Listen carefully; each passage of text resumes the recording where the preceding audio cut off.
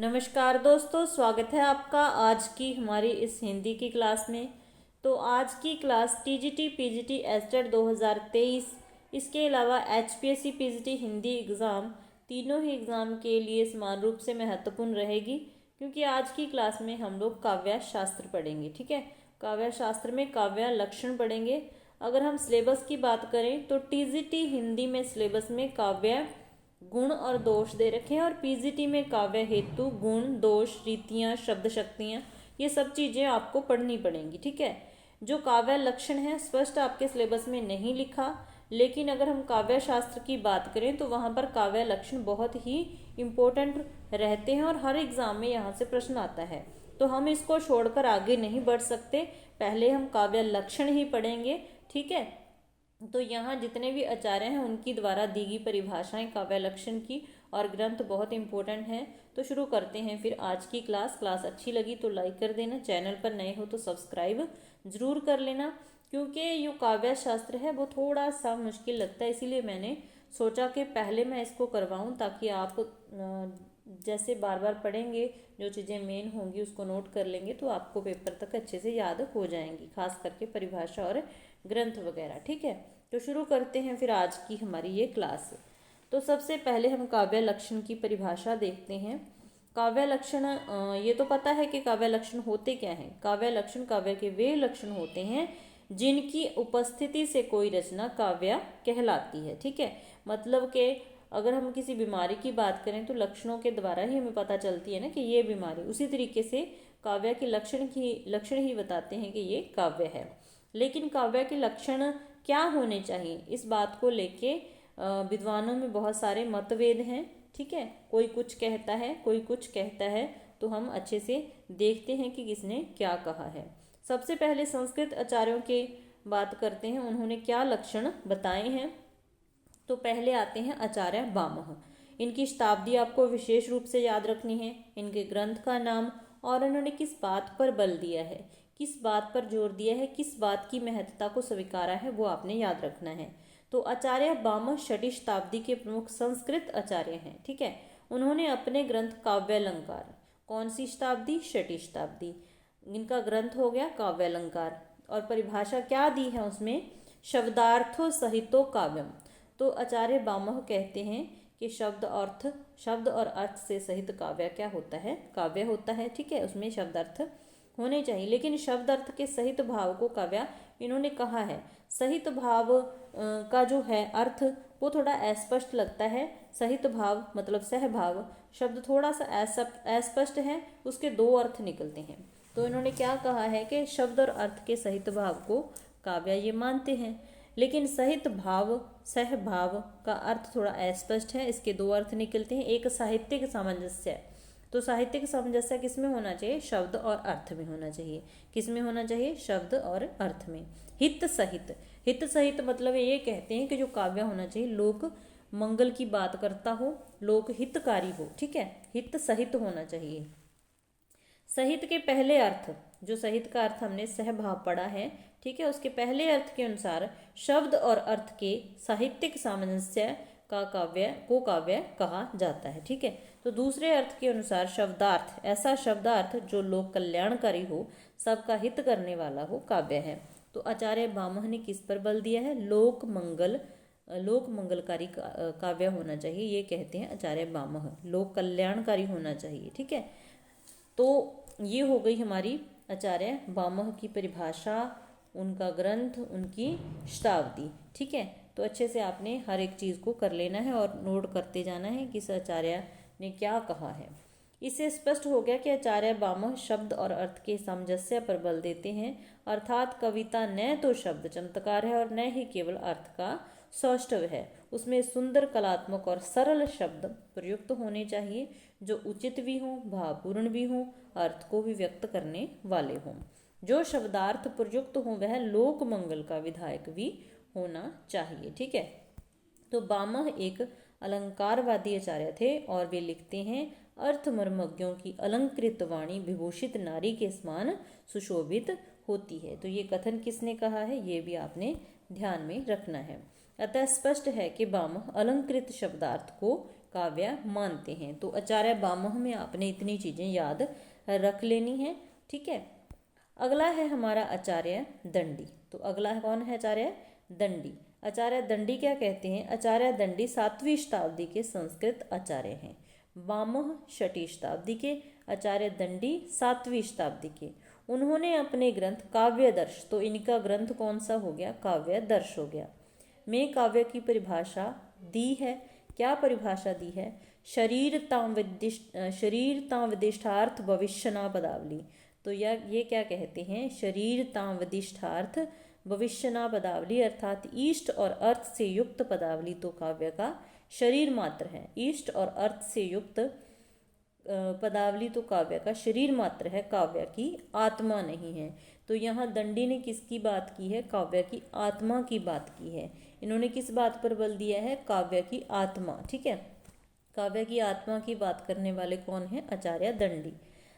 दंडी अलंकारवादी आचार्य थे और अलंकार को काव्य की आत्मा मानते हैं। तो ये आत्मा मानते किसे हैं? काव्य की आत्मा की बात की है।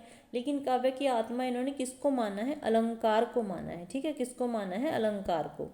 उनके अनुसार वह शब्दार्थ जो अलंकार युक्त हो काव्य है, अलंकार विहीन शब्दार्थ को वह काव्य मानते ही नहीं। अलंकार के बिना शब्दार्थ को ये काव्य मानते ही नहीं। कौन? आचार्य दंडी।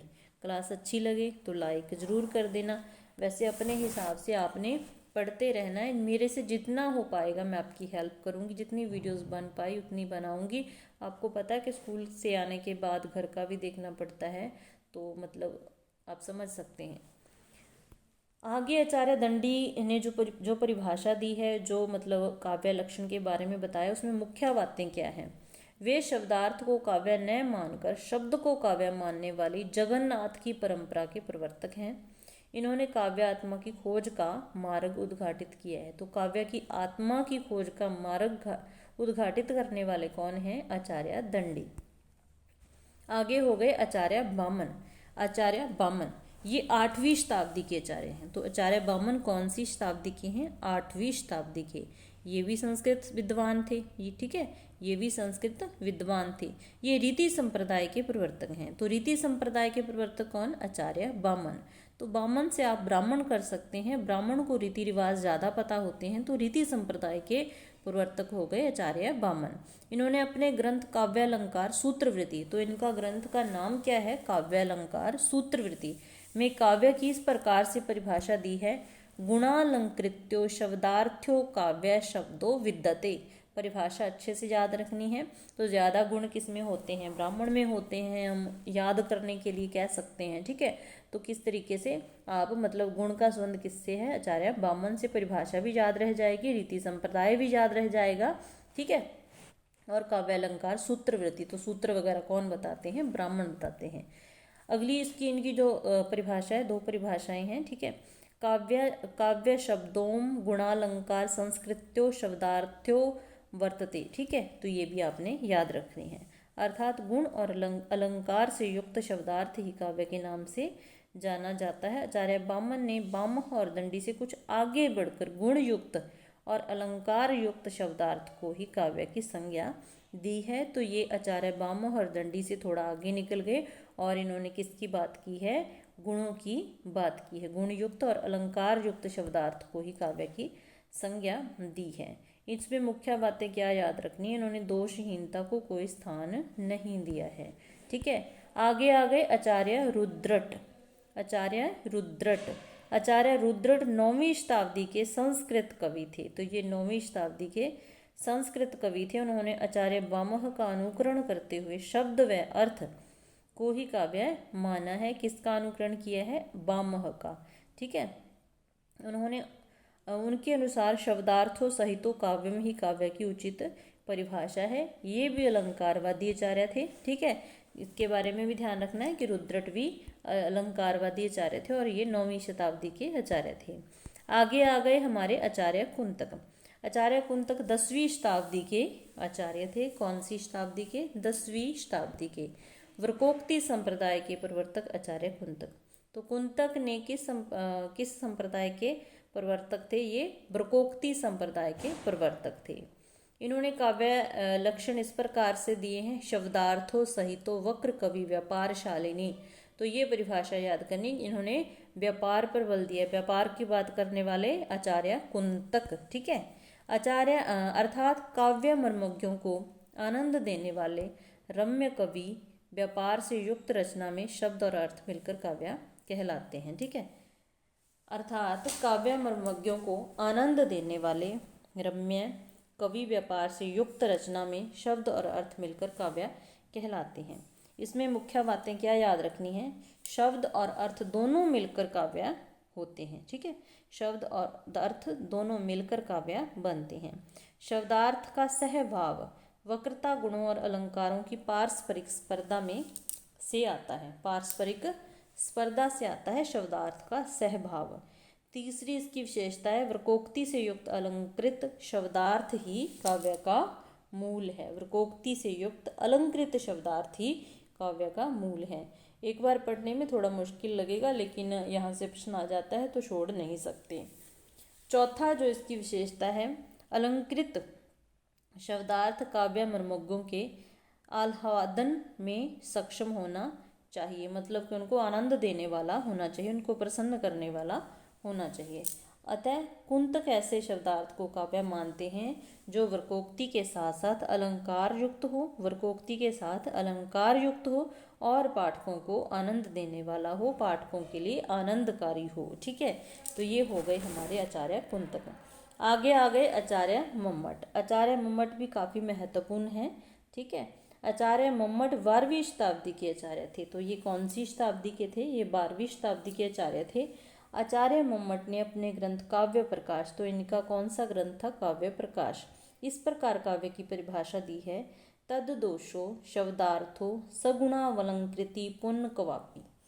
तो रट्टे मारने हैं परिभाषाओं के, किस आचार्य की किस परिभाषा क्या परिभाषा है। ठीक है, उनके अनुसार काव्य वह होता है, वह काव्य वह होता है। उन्होंने क्या कहा है, काव्य मतलब कैसा होता है, शब्द और अर्थ जो दोष से रहित हो। तो ये शब्द और अर्थ में दोष नहीं चाहते, दोष से रहित हो, गुण से मंडित और कभी कभी अलंकार से रहित हो सकता है।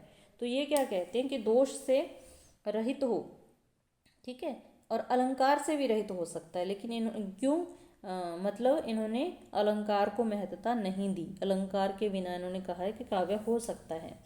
तो इन्होंने 4 शब्द दिए हैं, उनका अर्थ मतलब आपको पता होना चाहिए। सबसे पहले अदोषो, अर्थात काव्य दोष रहित होना चाहिए, उसमें कोई किस तरीके का दोष नहीं होना चाहिए। सगुणों मतलब उसमें गुण होने चाहिए। ठीक है, गुण से युक्त होना चाहिए। अनलंकृति पुनकवापी, अलंकार अनिवार्य नहीं है। तो यही बात इन्होंने गलत कही है, मतलब इसका विरोध भी हुआ है कि ये अलंकार को महत्ता नहीं देते, अलंकार को अनिवार्य नहीं समझते। शब्दार्थों काव्य शब्द और अर्थ का योग है, तो काव्य को ये शब्द और अर्थ का योग मानते हैं। आचार्य जयदेव ने मम्मट की इस बात की आलोचना की है और वो कहते हैं कि काव्य में अलंकार अनिवार्य नहीं है। ठीक है, तो ये मतलब इन्होंने कहा है मम्मट ने कि अलंकार अनिवार्य नहीं है, तो जयदेव ने इसका विरोध किया है, इसकी आलोचना की है। जयदेव कहते हैं कि अंगीकृति य काव्य शब्दार्थ वलंकृति असो न मन्नते कस्मादुनशृण मलंकृति। मतलब ये कहते हैं कि अगर हम कहते हैं कि अलंकार के बिना काव्य है, तो हमें ये भी मानना पड़ेगा कि जो अग्नि है, आग है, उसमें तपन नहीं, उसमें ऊष्मा नहीं है, वो मतलब उसमें गर्माहट नहीं है, तो हमें ये भी मानना पड़ेगा। आचार्य विश्वनाथ, 7वें आचार्य विश्वनाथ, ये 14वीं शती के आचार्य थे। साहित्य दर्पणकार विश्वनाथ ने मम्मट के काव्य लक्षण का तर्कपूर्ण खंडन किया है। इन्होंने भी विरोध किया है, किसने, विश्वनाथ ने। किसकी परिभाषा का, मम्मट की, क्योंकि उन्होंने अलंकार को अनिवार्य नहीं माना है। ठीक है, ये भी बातें आपने याद रखनी कि किसने किसको माना है और किसने किसको जरूरी नहीं माना है। उनकी परिभाषा है वाक्य रसात्मक काव्यम, अर्थात रसों से पूर्ण वाक्य ही काव्य है, रसों से पूर्ण वाक्य ही काव्य है। आचार्य विश्वनाथ रस को काव्य का प्रमुख गुण मानते हैं। तो विश्वनाथ ने किसको प्रमुख माना है, रस को। पंडित राज जगन्नाथ, ये हो गए हमारे 8वें आचार्य, ये 17वीं शताब्दी के आचार्य हैं। सीधी शताब्दी भी आपको एक दूसरे से मिलान करने में मिल सकती हैं कि कौन से आचार्य किस शताब्दी के हैं, तो इस पर भी विशेष ध्यान देना है। इनका ग्रंथ है कि रस गंगाधर, इनका ग्रंथ है रस गंगाधर, और इनकी परिभाषा है रमणीयार्थ प्रतिपादक शब्द काव्यम, अर्थात रमणीय अर्थ का प्रतिपादन करने वाला शब्द ही काव्य है। तो मैंने अपनी पूरी कोशिश की है कि आपको काव्य लक्षण समझ आ जाएं, परिभाषा आप याद रख पाएँ, शताब्दी आपको याद रह जाए, आचार्य का नाम, उन्होंने किस बात पर बल दिया है। क्लास अच्छी लगी तो लाइक कर देना, अपनी फीडबैक ज़रूर देना, ठीक है। और इनको आप नोट्स बना लेना, पीडीएफ में शेयर कर दूंगी, ठीक है। तो आप याद करोगे तो याद आसानी से हो जाएगी, 2-3 बार पेपर से पहले रिवीजन करते रहना, तो ये परिभाषाएं आपको रट जाएंगी, ठीक है। फिर मिलते हैं ऐसे ही नेक्स्ट क्लास में। नेक्स्ट क्लास में काव्य गुण और दोष करेंगे। यहाँ से भी प्रश्न पूछा जाता है, आपको पंक्ति दे के पूछा जाएगा कि इसमें कौन सा दोष है। दोष से प्रश्न आ जाता है, तो काफ़ी सारे दोष हैं, इस पर विशेष ध्यान देना है। काव्य शास्त्र के मतलब 3-4 जो भी प्रश्न आए वो आप अच्छे से कर पाएँ। इसके अलावा आपने सारी चीज़ें पढ़ते रहना है, मतलब कि NCERT भी पढ़नी है, काव्य शास्त्र भी पढ़ना है, हिंदी व्याकरण भी पढ़नी है, हिंदी साहित्य भी पढ़ना है, जो सिलेबस में दे रखा है। आज से पहले सिलेबस नहीं होता था, तब भी सभी मतलब चीज़ों को पढ़ना पड़ता था और हर जगह से प्रश्न आते थे। तो आप भी आपने अकॉर्डिंग टू सिलेबस करना है, मतलब सारी चीज़ों को पढ़ना है, ना केवल NCERT के भरोसे रहना है, ना हिंदी साहित्य के, ना व्याकरण के, सारी चीज़ों को पढ़ना है, ठीक है। मिलते हैं फिर ऐसे ही नेक्स्ट क्लास में। क्लास देखने के लिए धन्यवाद।